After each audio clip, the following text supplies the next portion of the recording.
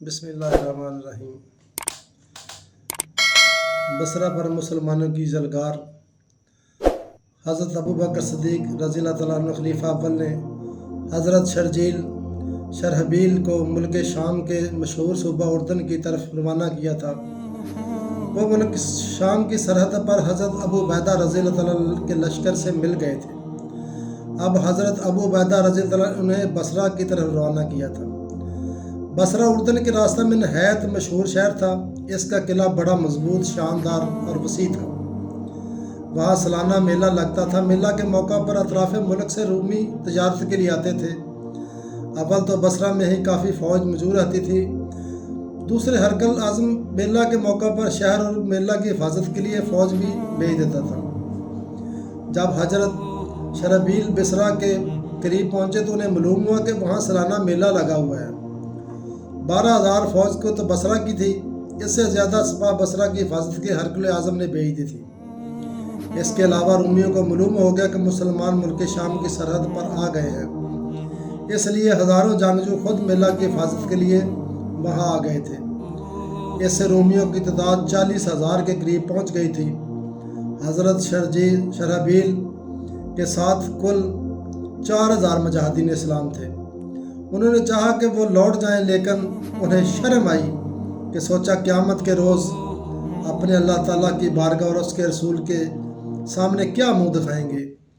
وہ بڑھ کر بصرہ کے سامنے پہنچ گئے۔ اس اسلامی لشکر کو دیکھتے ہی رومیوں نے شور و غوغا کیا، بازاری لوگوں پر ہراس طاری ہو گیا۔ اس وقت بصرہ کا حاکم رماس تھا۔ ہرقل اعظم کے دربار میں اس کا بڑا رتبہ تھا۔ وہ گرن ڈھیل اور بڑے لمبے قد کا آدمی تھا۔ لوگ اس کے جسا اور قد کو دیکھ کر حیران رہ جاتے تھے۔ وہ بڑا بہادر و جنگجو تھا۔ عجیب بات یہ تھی کہ اس کے پاس مذہب اور حکمت کا بہت زیادہ علم تھا۔ پرانی کتابوں کا بہت زیادہ مطالعہ کرتا تھا۔ سالانہ میلہ کے موقع پر وہ ایک بلند مقام پر لوہے کی کرسی پر بیٹھ کر لوگوں کو نصیحتیں کیا کرتا تھا۔ جب حضرت شرحبیل بصرہ میں پہنچ کر مقیم ہوئے تو ایک روز وہ اپنے ساتھ چند معززین لوگوں کو لے کر اسلامی لشکر کے قریب آیا اور اسلامی لشکر کے سالار کو طلب کیا۔ حضرت شرحبیل اس کے پاس گئے۔ رماس نے کہا کہ تم کون ہو؟ تو حضرت شرحبیل نے جواب دیا کہ میں حضرت محمد صلی اللہ علیہ وسلم کا صحابی ہوں جو آخری نبی ہے۔ تو انہوں نے کہا کہ وہی نبی جن کا ذکر تورات اور انجیل میں موجود ہے۔ رماس نے کہا تمہارے نبی نے کیا کام کیا؟ شرحبیل نے کہا انہوں نے توحید کی تبلیغ کی، پھر اللہ تعالیٰ نے ان کی روح کو قبض کر کے انہیں اپنے پاس بلا لیا۔ رماس بولا اس کا جانشین کون ہے؟ حضرت شرحبیل رضی اللہ تعالیٰ نے فرمایا کہ ان کے جانشین حضرت ابوبکر صدیق رضی اللہ تعالیٰ ہیں۔ رماس نے بولا کہ میں نے تمہارے نبی کا ذکر سنا تھا، میں پرانی کتابیں پڑھتا رہتا ہوں، سمجھتا ہوں کہ جس محترم نبی کا ذکر تورات و انجیل میں ہے وہ بہت ہی تھے، اعلیٰ مقام والے تھے۔ تم لوگ حق پر ہو تو تم عراق اور شام کے مالک ہو جاؤ گے، تو میں تم کو مہربانی سے کہتا ہوں کہ تمہاری جمعیت تھوڑی ہے اور ہماری جماعت بہت زیادہ ہے، تم ہمارا مقابلہ نہیں کر سکتے۔ اگر تم اپنے ملک کو واپس لوٹ جاؤ تو ہم تمہیں کوئی تعرض نہیں دیں گے۔ تو حضرت شرحبیل رضی اللہ عنہ نے فرمایا کہ آپ شاید اس بات کو نہیں جانتے کہ مسلمان طاقت یا کثرت کے بل بوتے پر جنگ نہیں لڑا کرتے، بلکہ اللہ تعالیٰ کی رحمت اور مدد پر لڑتے ہیں۔ اگر ہم حق پر ہیں تو اللہ تعالیٰ ہمیں ضرور فتح عطا فرمائے گا، ہمیں ضرور فتح سے ہمکنار عطا فرمائے گا۔ ہم تمہارے پاس 3 باتیں لے کر آئے ہیں، جب تک تم ان میں سے کوئی ایک بات نہ مانو گے تو ہم ہرگز تم سے جدا نہ ہوں گے۔ یا تم مسلمان ہو جاؤ، یا جزیہ دو، یا لڑو۔ رماس نے کہا ہم نہ مسلمان ہو سکتے ہیں، نہ جزیہ دے سکتے ہیں، البتہ لڑنے کو لیے تیار ہیں۔ لیکن شاید تم اس بات کو نہیں جانتے کہ حضرت ابوبکر صدیق رضی اللہ جو تمہارے بادشاہ ہیں وہ میرے دوست ہیں۔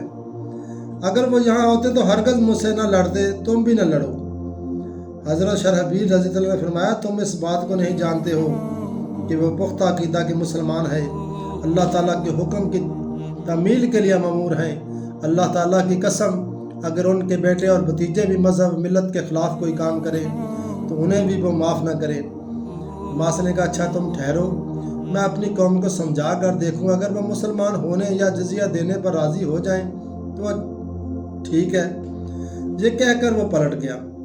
اس نے اپنی قوم کے تمام سرکردہ لوگوں کو جمع کر کے کہا اے اہل دین نصرانیہ، اے اہل محمودیہ، تم میں سے زیادہ لوگ اس بات کو جانتے ہیں کہ ہماری پرانی کتابوں میں عربوں کا ہمارے شہروں پر آنے اور ہمارے قلعوں پر قابض ہو جانے کا ذکر لکھا ہے۔ اس کا وقت آ گیا ہے، تمہیں خوب معلوم ہے کہ تدراک کی 1,00,000 جمعیت کو صرف 7,000 مسلمانوں نے فلسطین کے مقام پر حزمیت دے کر بھگا دیا۔ ان لوگوں کا سپہ سالار جس کا نام حضرت خالد بن ولید رضی اللہ عنہ ہے، عراق کی طرف سے بڑا چلا آ رہا ہے۔ ان سے جنگ کر کے کامیاب ہونا بہت مشکل ہے، اس لیے بہتر یہ ہے کہ تم اہل عرب سے ادائے جزیہ پر صلح کر لو۔ رماس کی یہ گفتگو سن کر تمام قوم بھڑک اٹھی۔ رماس ڈر گیا اور اس نے کہا میں تمہاری غیرت اور حمیت کا امتحان کرنا چاہتا تھا، اگر تم لڑنا چاہتے ہو تو لڑو، میں تم سے آگے ہوں۔ اسی وقت رومی مسلح ہو کر میدان میں نکلے۔ رماس بھی ہتھیار لگا کر قوم کے ساتھ آ گیا۔ رومیوں نے میدان میں آتے ہی فوج کو باقاعدہ ترتیب دیا۔ حضرت شرحبیل رضی اللہ عنہ میدان اسلام کو لے کر میدان جنگ میں آ گئے۔ انہوں نے بھی لشکر کو سب بستہ کر دیا۔ چونکہ رومیوں کی تعداد بہت زیادہ تھی، اس لیے ان کی صفیں لمبی اور زیادہ تھی۔ حضرت شرحبیل رضی اللہ عنہ مسلمانوں سے مخاطب ہو کر فرمایا اے فرزندان توحید، ہر مجاہد شہادت کا طلبگار رہے، ہم سب مجاہد ہیں، شہادت ہماری عین تمنا ہے۔ رسول اللہ صلی اللہ علیہ وسلم نے فرمایا تھا بحث تروالوں کے سایہ میں ہے، اللہ تعالیٰ کے نزدیک خون کا وہ قطرہ، وہ آنسو بہت زیادہ پیارا ہے جو اللہ کی راہ میں اللہ تعالیٰ کے خوف سے جاری ہو۔ دشمنوں کی کثرت کا خیال نہ کرنا، پروردگار عالم نے آنت کا وعدہ کیا ہے، وہ یقیناً مدد کرے گا، اللہ تعالیٰ کا نام لے کر حملہ کرو۔ رومیوں نے اچانک حملہ کر دیا۔ مسلمانوں کی تھوڑی تعداد دیکھ کر ان کے حوصلے بڑھ گئے۔ مسلمان بھی اللہ اکبر کا نعرہ لگا کر ان کے مقابلہ میں آ گئے۔ جنگ شروع ہو گئی، تلواریں میانوں سے نکل آئیں اور پھرتی سے نبر آزمادہ بہادروں کو قتل کرنے لگیں۔ رومیوں کی اس قدر کثرت تھی کہ ماجد بن روم الابسی کہتے ہیں کہ میں حضرت شرحبیل کے ساتھ تھا، دشمنوں نے ہمیں اس نرگہ میں لے لیا تھا کہ ہم لوگ رومیوں کے حلقہ میں بالکل اس طرح تھے جیسے سیاہ اونٹ پر کوئی سفید تل ہو۔ لیکن باوجود اس قدر ملت کے کہ مسلمانوں کو گویا کوئی فکر نہ تھی، وہ نہایت صبر و استقلال سے لڑ رہے تھے۔ ایک مسلمان دوسرے مسلمان سے رومیوں کو دور کرنے کی کوشش کر رہا تھا۔ رومی پرزور حملے کر کے مسلمانوں کو کچل دینا چاہتے تھے۔ وہ جوش میں آ کر تلواروں کے وار کر رہے تھے، مسلمان زخمی ہوتے جا رہے تھے۔ مسلمان دشمنوں کے وار روک کر جب خود حملہ کرتے تھے رومیوں کو قتل کر کے ہی پیچھے ہٹتے تھے، لیکن رومی فوراً ہی بڑھ آتے تھے، پھر پرجوش حملے کر کے مسلمانوں کو پیچھے دھکیلنے کی جد و جہد کرنے لگتے تھے۔ نہایت خون ریز جنگ ہو رہی تھی، تلواروں پر تلواریں پڑ رہی تھیں، سروں پر سر کٹ کٹ کر اچھل کر گر رہے تھے، خون کی بارش ہو رہی تھی، لڑنے والے خون سے تر بتر ہوتے جا رہے تھے۔ یوں تو ہر مسلمان بڑی دلیری اور جان باری سے لڑ رہا تھا، مگر حضرت شرحبیل نہایت ہی جرأت اور ہمت سے لڑ رہے تھے۔ وہ کسی ایک جگہ جم کر نہ لڑتے تھے، بلکہ جس طرف رومیوں کا دباؤ بڑھ جاتا تھا اسی طرف حملہ کر کے رومیوں کو تہہ تہہ کر ڈالتے تھے۔ ان کے جلوں میں فقط 50 سواروں کا رسالہ تھا، جس طرف یہ رسالہ ٹوٹتا تھا رومیوں کو صفایا کر دیتا تھا، لاشوں پر لاشیں گرا دیتا تھا۔ اگرچہ مسلمانوں نے ہزاروں رومیوں کو مار ڈالا تھا، لیکن ان کی تعداد اتنی زیادہ تھی کہ ہزاروں کے مر جانے کے بعد بھی ان کی کثرت میں کوئی کمی نہ ہوتی معلوم تھی۔ مسلمان بھی اس بات کو دیکھ رہے تھے، مگر کہ ان کے حوصلوں میں اس سے کوئی کمی نہ ہوئی، بلکہ وہ خیال کر کے رومیوں کو قلع کما کرنا ہی ہے اور بھی شدت سے حملے کرنے لگتے تھے۔ رومیوں کا خیال تھا کہ وہ مسلمانوں پر حملہ کرتے ہی یا تو انہیں کچل ڈالیں گے یا شکست دے کر بھگا دیں گے۔ لیکن جب ان کے پرزور حملوں کرنے کے باوجود ان دونوں باتوں میں سے ایک بھی نہ ہوئی تو انہیں بڑا غصہ آیا۔ وہ اور بھی غضبناک ہو کر حملے کرنے لگے، مگر مسلمان گویا لوہے کے بنے ہوئے تھے۔ ان کے جسم پر رومیوں کی تلواریں بہت کم اثر کرتی تھیں۔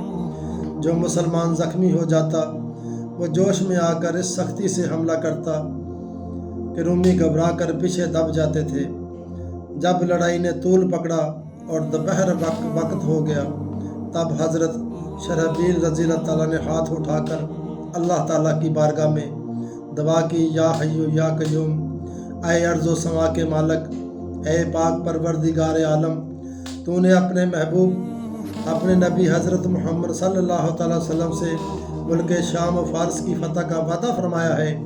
اللہ تعالیٰ ہم تیری توحید کے قائل اور عیسائی تیری یکدیت کے منکر ہیں، غیب سے ہماری مدد کر اور ہمیں کافروں پر فتح عطا فرما۔ ابھی حضرت شرحبیل رضی اللہ عنہ کے ہاتھ اٹھائے ہوئے تھے کہ دفتن قرآن کی طرف سے گرد و غبار اٹھا۔ جب وہ گرد و غبار نزدیک ہوا اور گرد کا دامن پاک ہوا تو اسلامی علم مجاہدین اسلام آتے ہوئے نظر آئے۔ تب سے آگے دو سوار گھوڑا لیے اٹھتے ہوئے چلے آ رہے تھے۔ جب قریب آئے تو ان میں سے ایک نے فرمایا، میں خالد بن ولید ہوں۔ دوسرے نے فرمایا کہ میں عبد الرحمن بن ابی بکر ہوں۔ اس اسلامی لشکر کو دیکھتے ہی رومیوں کی پست پشتیں ہو گئیں اور مسلمانوں کے حوصلے بڑھ گئے۔ انشاءاللہ اگلے حصہ میں بصرہ کی جو فتح ہے وہ انشاءاللہ بیان کریں گے۔ یہ بہت لمبا ہے۔ اللہ دعا ہے کہ اللہ تعالیٰ ہمیں ایمان کے استقامت پر رہنے کی توفیق عطا فرمائے اور ہمیں بھی اس پر جوش ایمان پر قائم رہنے کی توفیق عطا فرمائے۔ آمین ثم آمین۔